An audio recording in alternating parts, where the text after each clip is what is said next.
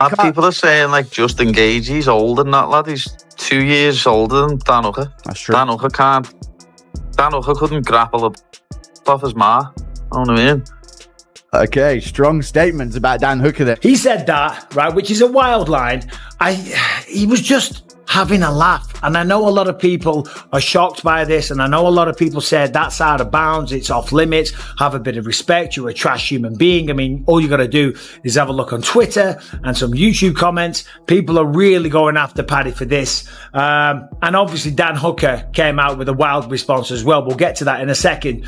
But just on Paddy here, you got to remember, he's a lad from Liverpool where they do have a great sense of humor, but also, you know, it can be a little cutting, it can be a little bit dark, and he was speaking to another English guy. Now, as I say, I'm not defending the fact that he brought up Dan Hooker's mom, right? He should not have done that.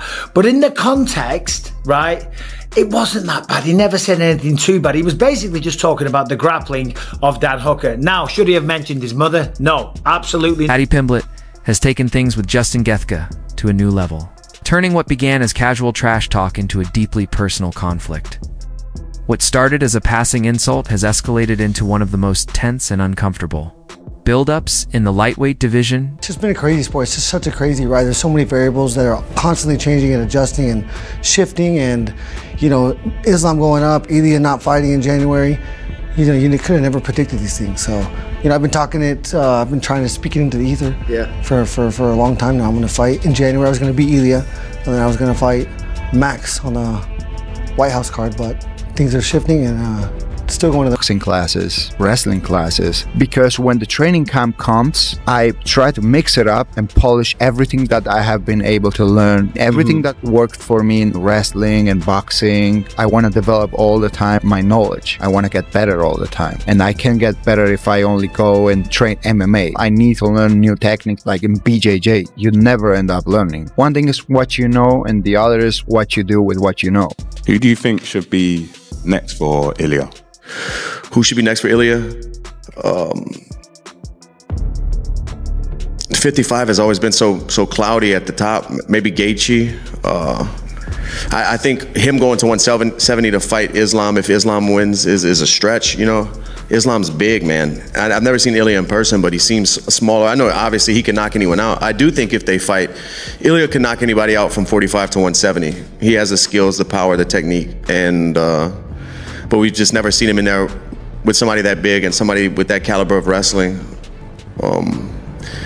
But I think he should defend the 55 title a few times before that's talked about. Paddy Pimblett recently delivered a harsh jab at Dan Hooker, claiming he couldn't even wrestle someone off his own mother. While meant for Hooker, the remark caught Justin Gaethje's attention, and he didn't ignore it. Gaethje publicly defended Hooker, challenging Pimblett's words his record, and the way he's been fast-tracked into major fights without paying his dues. From that point, the matchup shifted from simple promotion to genuine tension, with real animosity driving the build-up. I want a war. I've never had a war. I've never had a proper war where we're both cut and bloodied up. I'd love a fight like Adesanya Gastelum. I'd love a fight like that. But I don't think Justin Gaethje is the man to give me it. I just don't think.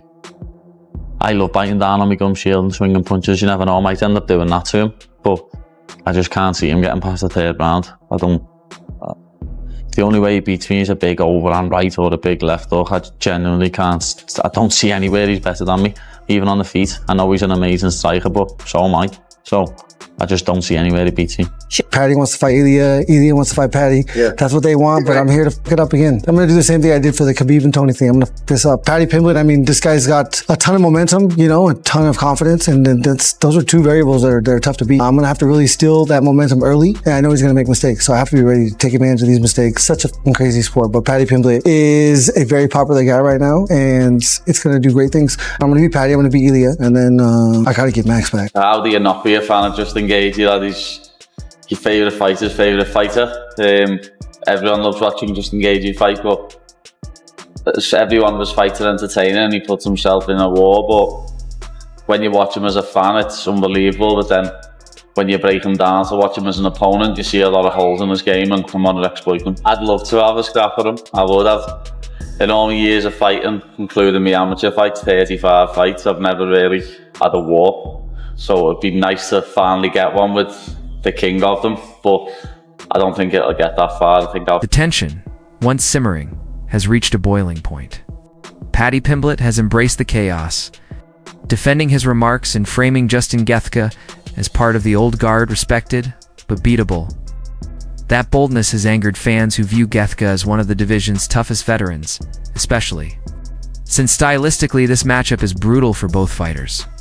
Gaethje brings constant pressure, punishing leg kicks, and a readiness to turn every clash into a grueling battle of attrition. fighting, including my amateur fights, 35 fights, I've never really had a war. So it'd be nice to finally get one with the king of them, but I don't think it'll get that far. I think I'll finish. Were you a Justin Gaethje fan prior to any thought of fighting him? I am a Justin Gaethje fan, not was, I am. Yeah.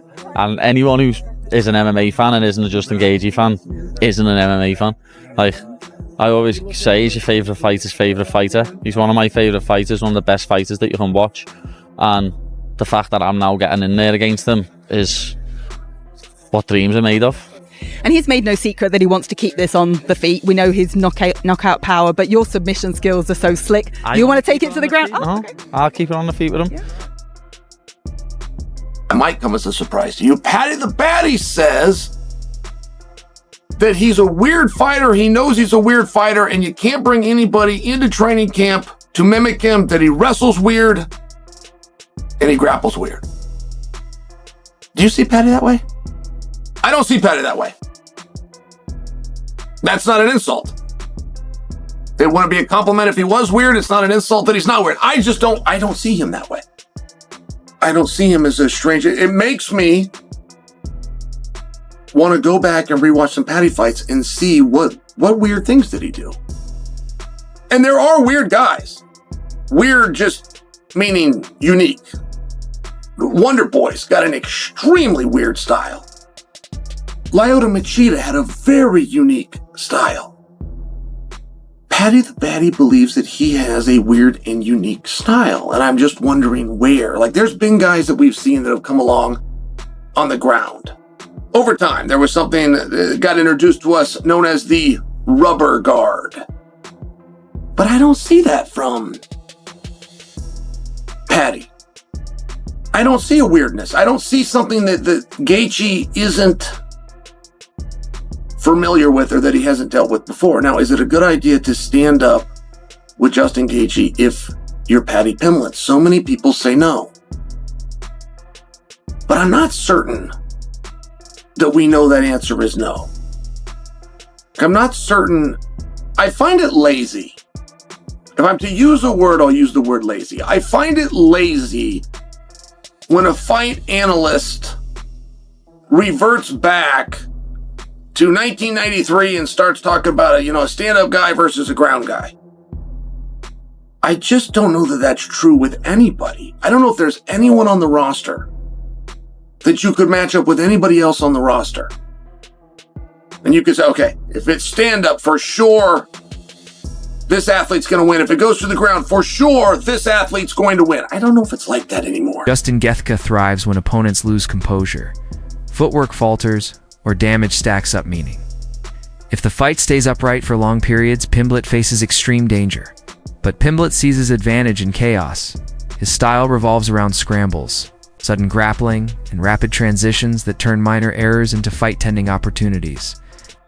While Gaethje's defensive wrestling has improved, he remains most exposed when the bout breaks, structure precisely where Pimblett excels. This clash of styles is what makes the matchup so compelling for fans in England. Speak English. You want to talk to me like the man-to-man? You said something about me. I went to your country. I slap your face. I get at the waist and grin. I walk like a king in your street. Are you talking English? What you did? What you Is that did, English? Man? Yeah, of course I do. Speak English for the people. Shut up. Not German or Spanish like you're from. I'm talking in English and fuck you in English y que te follen en español. Yeah, Espanol because you're Spanish. It's pretend to be Georgian when you're not. You were born in Germany and you live in Spain. Try to do it you were born in Germany and you live in Spain. You're a little mongrel. Shut up. That's what you are. You're a little mongrel. Shut up. If not, I'm gonna stand up and I'm gonna crush your face right here. Do it then, you little fart. You have another question? Do it. Do it then, you little What? Do it. Do it. Come on, do something then. Do something, stand up. What'll you do? You'll do nothing. You'll do nothing, you little fart. Go and sit back down. Sit back down, you little puta.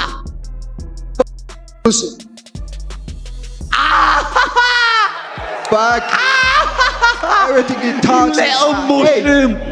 You little chorizo, you Spanish sausage. Have you allowed yourself to think what a fight with Ilya looks like? Yeah, I think I beat him up as well. You know what I mean? There's weight classes for a reason. And if he wants to fight me at 155, it'll get seriously messy on his face. No, Ilya's going through a lot of stuff and wish him nothing but the best with it. You know what I mean? That's nothing to do with us fighting. It's nothing to do with being in the cage. So all that around family life, I hope everything goes perfect for him. But he does finally come back and get in the cage and want to punch his face in. Yeah. Look at me, you Well done, lad. Look Well at done. me. Look at me. That was a heavy knockout. I'll give you that respect. But you will never knock me out. I'm going to submit you. Knock me out. You live. What I'm going to do is you can't knock me out. I'm going to put my balls in your you can't knock me out. You know I don't get knocked out. You get knocked out. I finish you. Even before the fight. I finish you, little Get man. your ass from here. I finish Get you. that